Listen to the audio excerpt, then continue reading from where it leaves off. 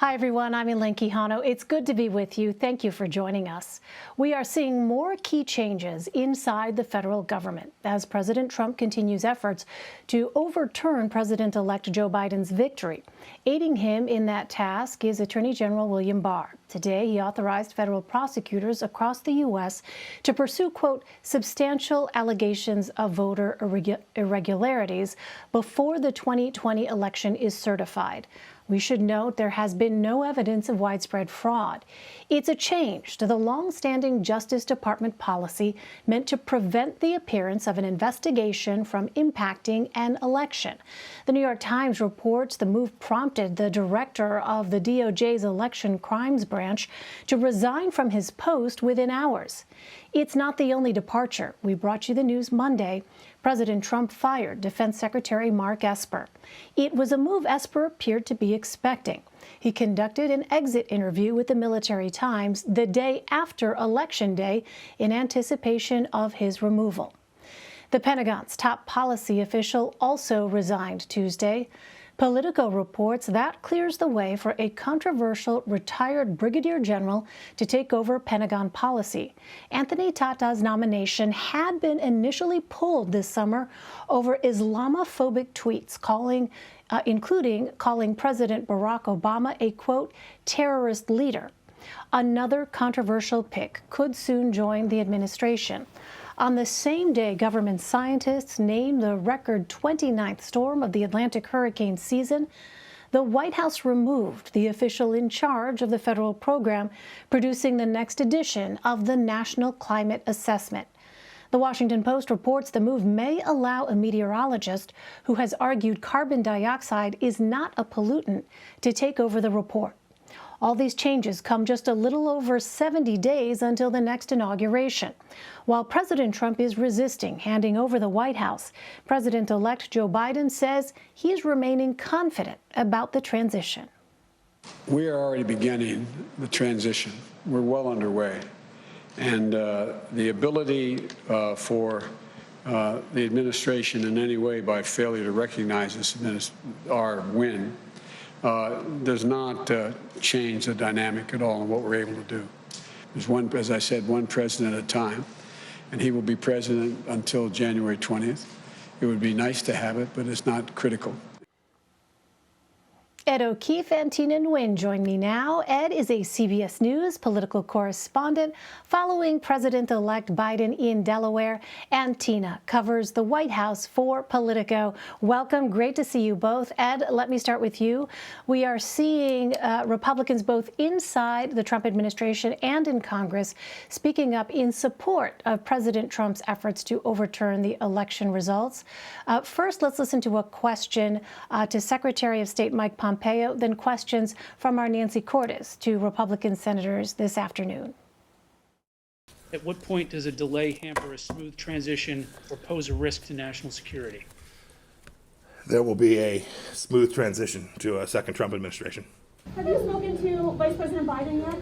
I have not. Do you believe he won the election? Senators, did Vice President Biden win the election? We don't know yet, do we? We It don't? hasn't been certified. It wasn't certified 4 years ago, and you congratulated President Trump. Ed, what have we seen when it comes to the landscape here that appears to be different with respect to the Republican voices now prominently being sounded more forcefully when it comes to the president's efforts here regarding the election? Well, he's basically getting widespread support from everyone from Senate Majority Leader Mitch McConnell to leaders like Senator Roy Blunt to other members of Congress who believe that he has every right to run through the various legal and recount challenges across the country, and that once those are exhausted, ultimately the Electoral College will vote and there'll be a president inaugurated on January 20th. They're trying to suggest, look, there's nothing nefarious or different to see here. This is what happens. The question, of course, is how long will it take? Will any of these state legislatures controlled by Republicans potentially try to, appoint their own electors, perhaps contrary to what the states wanted? And really, how long will this run? And so, we'll see. McConnell today told our Nancy Cordes and has said in recent days that, this is just part of the process and that ultimately he believes the states will certify their winners, the Electoral College will hold its votes, Congress will approve them, and the inauguration will be held. He didn't say the words, and Joe Biden will be president. But what he is suggesting is that, the president has every right to pursue these legal recourses, and he'll see where it goes. And unless you're somebody who's getting out of Republican politics or who won on the backs of moderate support, or because you're more of a mainstream moderate who sticks it to leadership more often, you're going to hear most Republicans essentially siding with the president and agreeing that what he's doing right now is proper and totally within his rights. Ed, I also want to ask you about your reporting on the efforts that we are seeing with respect to the Biden-Harris team, considering potential legal action should the Trump administration keep delaying the transition. What more can you tell us about that? Right. Well, last night, transition officials told reporters that, yes, they were considering all options, including possible legal action against the Trump administration, if it were not to quickly start freeing up the federal funding and access to agencies that is required as part of the presidential transition. Remember, the obscure General Services Administration, which oversees federal real estate and logistics and purchasing, is responsible for overseeing the mechanics of a transition and so far has not, in their words, quote, ascertained that Biden is the winner and that they're going to continue to allow the process to play out as the president essentially requests a recount and the states keep counting. But then today, here in Wilmington, the president-elect said that he didn't necessarily think there was a need for legal action and that he thinks this will all get sorted out eventually. He was trying to sort of lower the temperature, project a little more patience than perhaps some around him who are eager to get this process started and concerned that there could be real world economic and national security and government management implications if they cannot begin this process soon, with only about 72 days to go. Today, the Biden-Harris transition team released a list of about 500 mostly volunteers who have backgrounds in various areas of policy and government work to begin the process of going into these agencies and figuring out who's in charge, what are they up to, what might the Trump administration be trying to implement in the closing weeks, and what, if anything, should they consider doing or changing at these places in the early months of the Biden presidency. That is standard. It happens during every transition. But unless or until the GSA signs off and says Biden is indeed the winner, they won't get that full access. Well, Tina, new polling from Politico and Morning Consult shows how Republican trust in the U.S. election system has been cut in half from 68% to 34% in just the past 2 weeks. So how are President Trump's allies pushing this message out to his supporters?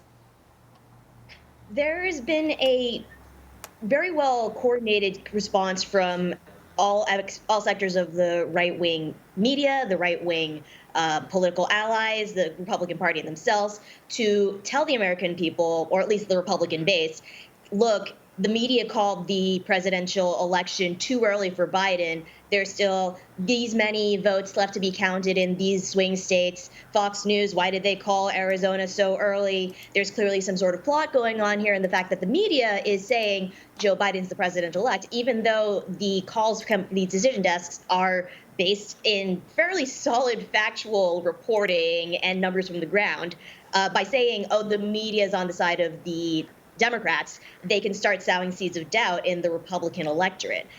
And the thing is the problem that they have at this point, though, is that even though Joe Biden won the presidential election by healthy margin in these states they're disputing, Republicans down ballot also won those elections. So they have to do this interesting dance of saying, oh, well, these ballots that are for Biden, also, the Biden part's fake, but the Republican part's real. And that's why you see them going after the media. They're going after the Secretary of States. They're doing a full court press, as it were, against the entire electoral system.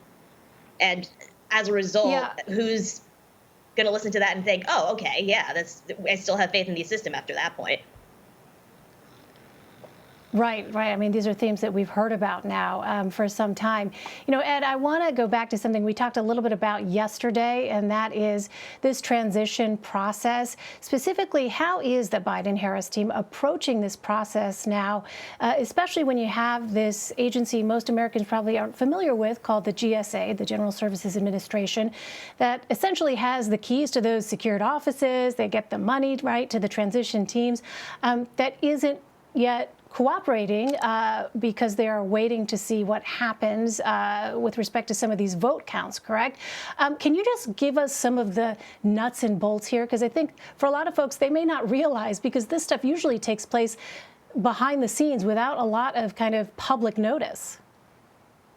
Exactly. This is another great example of the levers of government and the various nooks and crannies of the Constitution being tested and load tested really in real time by the current president and his administration as even more obscure rules and regulations of the government get exposed because he's essentially pressing on every lever of government.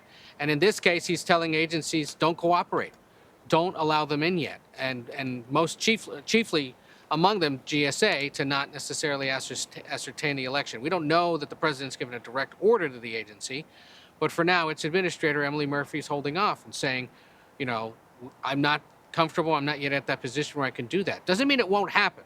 And remember, with 72 days to go, roughly, there is still time. But nonpartisan, mostly academic or long-serving civil servants and experts who track this stuff, presidency to presidency, say you need as much time as you can get because you got 4,000 federal positions to fill, dozens of agencies to run, hundreds of potential problems that you may not even be aware of yet until you get in there to figure out what's going on, and a need to get on top of this as fast as you can. Remember, you bump into some holidays coming up.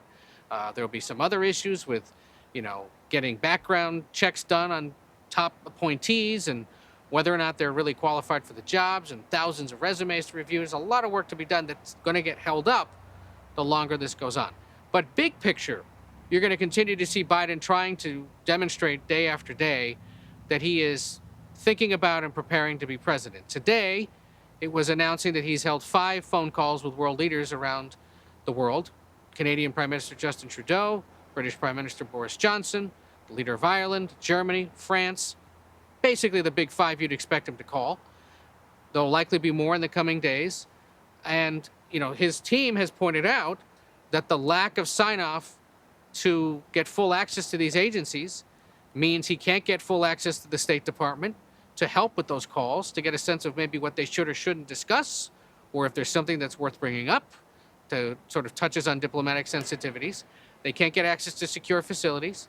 They can't get access to classified briefings. Biden isn't necessarily being given the topmost classified briefing he is potentially welcome to get, allowed to get at this point. But he said today he doesn't need to get it, he believes, because there's only one president at a time, which is a fair point. So there will be the sort of public-facing part of this, which they'll continue to do pretty much day after day. And then there's the nitty-gritty of governing that has to go on, and it's that part that's being held up and could potentially really trip up a Biden administration early on next year. And Tina, in the meantime, nearly 24 House committee chairs sent letters to Trump administration officials demanding that they follow record preservation laws as their term in the White House ends. How does the Trump administration approach record keeping, and why is that a concern for Democrats? The administration had this weird history of trying to skirt around federal record-keeping laws. From the very beginning, there were these stories about aides having to dig through Trump's trash and taping briefings back together because he had a habit of tearing them up. But that's a habit versus the rest of the administration using encrypted apps, personal Gmail accounts to conduct government business.